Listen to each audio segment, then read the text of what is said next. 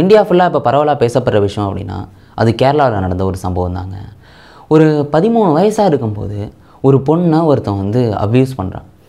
5 வருஷம் அதை வச்சு வந்து பயங்கர டார்ச்சர் பண்ணுறாங்க. 62 ஆண்கள். அதில் வந்து 17 வயசுலேருந்து 47 வயசு வரைக்கும் ஆளுங்க இருக்காங்க.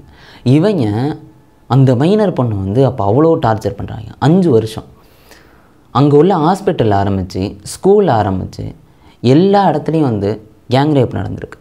5 வாட்டி அந்த 5 வருஷத்தில் நடந்திருக்கான். அதை தாண்டி வந்து இந்த வீடியோ வச்சு மிரட்டுறது அப்படின்னு பல விஷயங்கள் வந்து நடந்திருக்கு. அந்த பொண்ணு வந்து உடல் அளவுலேயும் சரி மனதளவுலேயும் சரி அந்த அளவுக்கு வேதனை அனுபவிச்சுக்கிட்டு இருந்திருக்கு. இந்த சம்பவம் இப்போவும் வெளில வந்திருக்காது.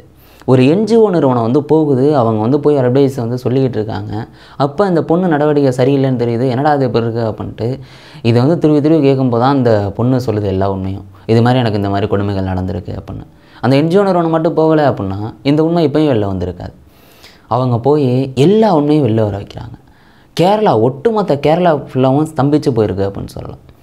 இதெல்லாம் என்ன சொல்கிறது அப்படின்னு தெரிலங்க. ஒரு 5 வருஷம் இந்த சம்பவம் வெளியே தெரியாமல் வந்திருக்கு. அத்தனை ஆண்கள்லேருந்து வெவ்வேறு இடங்களுக்கு கூட்டு போய் டார்ச்சர் பண்ணியிருந்திருக்காங்க. அப்பா அம்மா இருக்காங்க, அவங்களுக்கு அந்த சம்பவம் தெரில. அங்கே ஸ்கூல் படிச்சுக்கிட்டு இருக்காங்க, அந்த டீச்சர்ஸுக்கு சம்பவம் தெரில. ஸ்கூலில் கூட படிச்சுட்டு இருக்க பொண்ணுங்களுக்கு அந்த சம்பவம் தெரில அப்படின்னு ஒரு மிகப்பெரிய சம்பவம் கேரளாவில் நடந்திருக்கு. அதை பற்றி தான் உங்கள்கிட்ட சொல்ல போகிறேன். எல்லாருக்கும் வணக்கம், நான் தான் பாலாஜி பேசுகிறேன். சரி வாங்க அதை ஃபஸ்ட்லேருந்தே பார்க்க ஆரம்பிப்போம். முதல்ல இந்த சம்பவம் எப்படி எங்கே வெளில வருது அப்படின்னு பார்த்துட்டிங்கன்னா, டிசம்பர் இருக்குல்லங்க 2024, அப்போ 2வது வாரம் இருக்கும். அப்போ வந்து இதே 2 விதமாக சொல்லப்படுது இந்த உண்மை வெளில வந்தது. ஸ்கூலில் வந்து கவர்மெண்ட்டாக வந்து சில மாதங்களுக்கு ஒரு தடவை இந்த அட்வைஸ் கொடுக்குறது அப்படின்னு அந்த ஆளுங்களை அனுப்புவாங்களாம். அப்படி சில ஆளுங்க வந்து இது மாதிரி அட்வைஸ் கொடுத்துக்கிட்டு இருக்காங்க. அப்படி கொடுத்துக்கிட்டு இருக்கும்போது இந்த பொண்ணோட நடவடிக்கை சரியில்லை. என்னடா இது எப்படி இருக்குது அப்படின்ட்டு அந்த பொண்ணை தனியாக கூப்பிட்டு கேட்குறாங்க. அப்போ தான் சொல்லுது, இது மாதிரி நான் இந்த மாதிரி அனுபவிச்சிட்டேன் அப்படின்னு வந்து சொல்லுது. அதுக்கப்புறம் தான் கேஸெல்லாம் பதிவு பண்ணி கைது பண்ணுறாங்க. இது ஒரு விதமாக சொல்லப்படுது. இன்னொன்று என்ன சொல்கிறாங்கன்னா, இந்த பொண்ணு வீட்டில் இருக்குது. அப்போது ஒரு NGO நிறுவனம் போகுது. அவங்க போய் நடவடிக்கை சரியில்லை அப்படின்னு என்ன நடந்திருக்கு எது நடந்திருக்குன்னு கேட்கும்போது அந்த பொண்ணு உண்மையாக சொன்னதாக சொல்லப்படுது. எப்படியா இருந்தாலும் ஏதோ ஒரு ஆள் தான் வந்து எப்பா நடவடிக்கை சரியில்லைப்பா என்ன நடந்ததுன்னு சொல்லுங்கும்போது தான் இந்த உண்மை வந்திருக்கு. அந்த ஆளு உண்மையிலே ஒரு சல்யூட் கொடுக்கணுங்க. ஏன்னா யோசிச்சு பாருங்கண்ணா, அவங்க மட்டும் நினைக்கல அப்படின்னா இந்த சம்பவம் இன்றைக்கி வெளிலையும் வந்திருக்காது. இன்றைக்கி ஏன்னா இப்போ இது வெளிலன்னு வைங்களேன், இன்றைக்கி கூட அந்த பொண்ணு கொடுமை அனுபவிச்சுருந்துருக்கலாம். இப்போ இந்த சம்பவம் எல்லாம் வந்துட்டு உடனே வந்து இது ஒரு மிகப்பெரிய விஷயம் மாறுது. எல்லோரும் கேட்குறாங்க, எப்படிங்க இப்படி ஒரு சம்பவம் நடக்கலாம் அப்படின்னு. அந்த பொண்ணு வந்து எல்லா உண்மையும் சொல்லுது, எப்படி என்னென்ன ஆரம்பிச்சுது அப்படின்னு. இந்த பொண்ணு 13 வயசாக இருக்கும்போது பார்த்துட்டிங்கன்னா, பக்கத்து விடுங்க 24 வயசாகுது அவனுக்கு. அவன் வந்து என்ன பண்ணுறான் அப்படின்னு பார்த்துட்டிங்கன்னா, இந்த பொண்ணை டார்ச்சர் பண்ணுறான். ஏதோ ஆபாச வீடியோ காமிச்சதாக சொல்லப்படுது, பட் எந்த அளவுக்குன்னு தெரில. பட் வந்து அந்த பொண்ணை கொடுமைப்படுத்தி ஃபோட்டோ எடுத்து வச்சதாக சொல்லப்படுது. முதல்ல அந்த ஃபோட்டோ வச்சுட்டு மிரட்டினதாலாம் சொல்லப்படுது. இப்படி நாட்கள் போகுது. 13 வயசில் ஒரு சம்பவம் நடக்குதா. அப்புறம் 16 வயசில் வந்து பார்த்துட்டிங்கன்னா அந்த பொண்ணை மறுபடியும் வந்து டார்ச்சர் பண்ணுறான். இப்படி பண்ணி வந்து இப்போ இந்த வாட்டி வீடியோ வந்து எடுத்து வச்சுக்கிறான். இந்த வீடியோ அவன் எடுத்து வச்சுக்கிட்டு மிரட்ட ஆரம்பிக்கிறான். அந்த வீடியோவை தான் ஃப்ரெண்ட்ஸுக்கு அனுப்புகிறான்.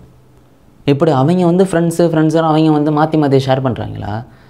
இப்படி அவங்க வந்து பார்த்துட்டு நீ மட்டும் இது பண்ணிட்ட அப்படின்ட்டு இவனை சொல்லி இவன் இந்த வீடியோ வச்சு மிரட்ட ஆரம்பிக்கிறான். இது மாதிரி நீ இது மாதிரி பண்ணணும் அப்படின்னு வேறு ஒரு லொக்கேஷனுக்கு வந்து வர சொல்ல வேண்டியது.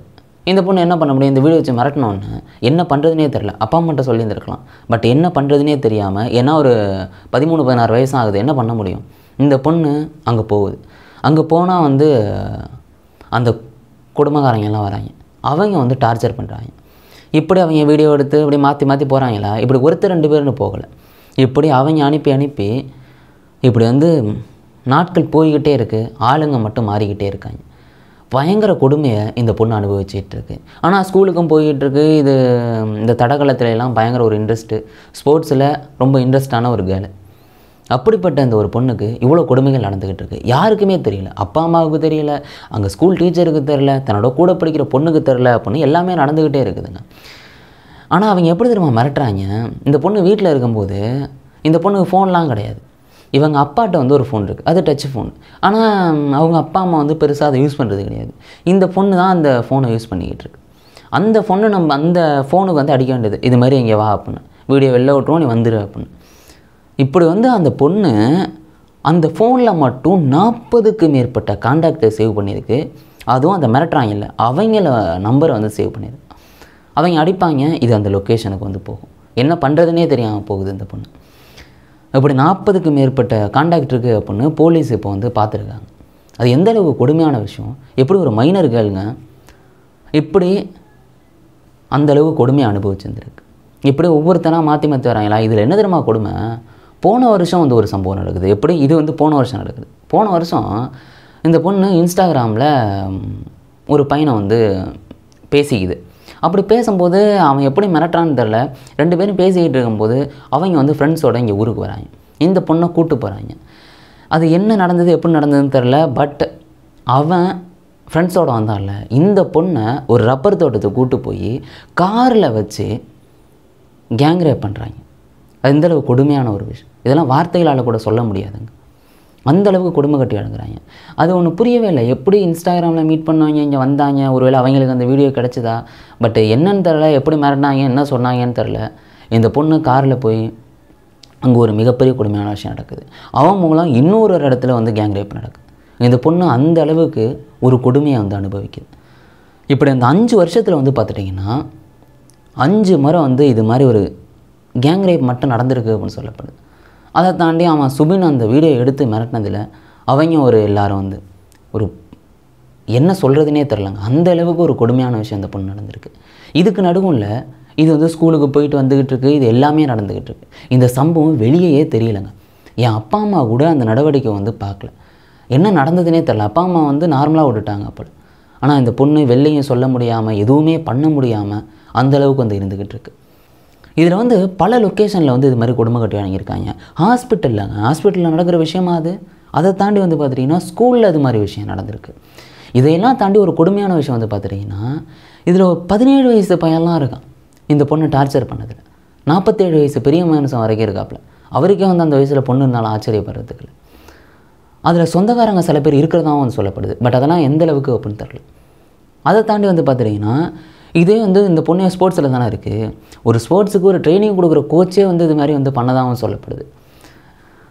என்ன ஒரு கேவலமான செயல். அந்தளவுக்கு வந்து பண்ணியிருந்திருக்காங்க.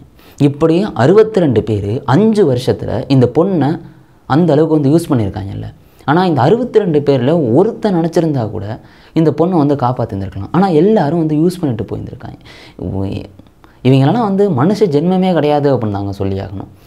அந்த என்ஜிஓ நிறுவனம் மட்டும் வரல அப்படின்னா இந்த பொண்ணுக்கு இன்னும் எவ்வளோ கொடுமைகள் நடந்திருக்குமோ அதெல்லாம் நினச்சி கூட பார்க்க முடியலைங்க. இப்படி வந்து இவ்வளோ கொடுமைகளை சந்திச்சுக்கிட்டு இருக்கும்போது தான் இந்த டிசம்பர் வரும்போது என்ஜிஓ நிறுவனம் போகுது. அவங்க பார்த்து நடவடிக்கை சரியில்லை அப்படின்னு எல்லாம் கேட்கும்போது உண்மை வெளில வருது. உடனே இவங்க வந்து பார்த்துட்டிங்கன்னா இந்த குழந்தைகளை பாதுகாக்கிறதுக்கு அப்படின்னு கவர்மெண்ட் ஏதாவது ஒரு அமைப்பு வச்சுருப்பாங்கள்ல, அவங்கள்ட்ட சொல்கிறாங்க. அவங்க வந்து பார்த்துட்டிங்கன்னா இன்ஸ்பெக்டர்கிட்ட இன்ஃபார்ம் பண்ணுறாங்க.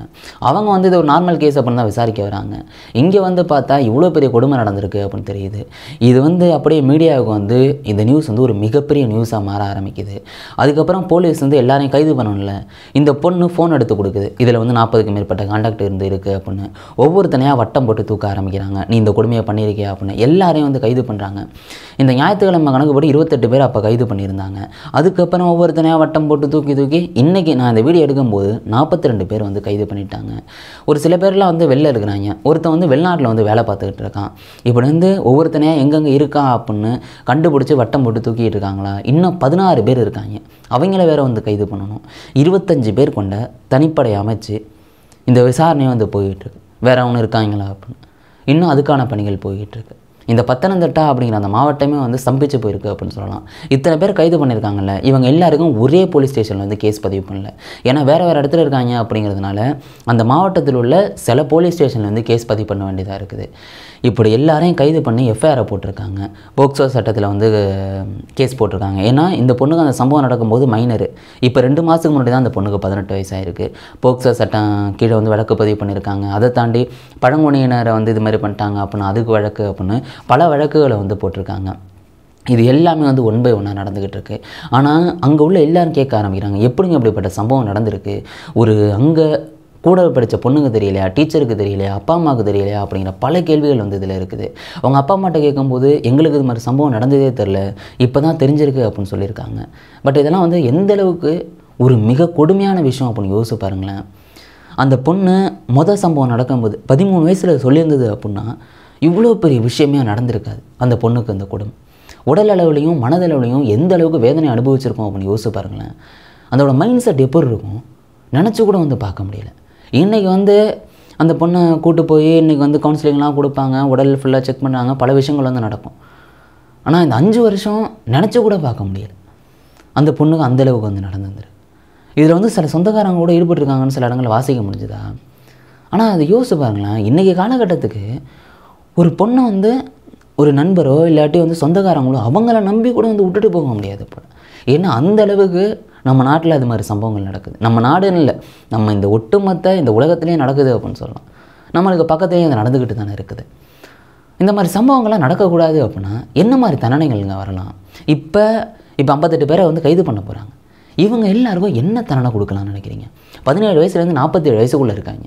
இவங்களுக்கு என்ன தண்டனை கொடுக்கலாம்? இது மாதிரி சம்பவம் நடக்கக்கூடாது அப்படின்னா இந்த 58 பேரும் கொடுக்குற தண்டனை எந்த அளவுக்கு இருக்கும்னு நினைக்கிறீங்க? உங்கள் மனசுக்கு என்ன தோணுதோ அதை கீழே கொண்டு. நாளைக்கு இன்னொரு வீடியோவில் நான் உங்களை சந்திக்கிறேன். Bye guys.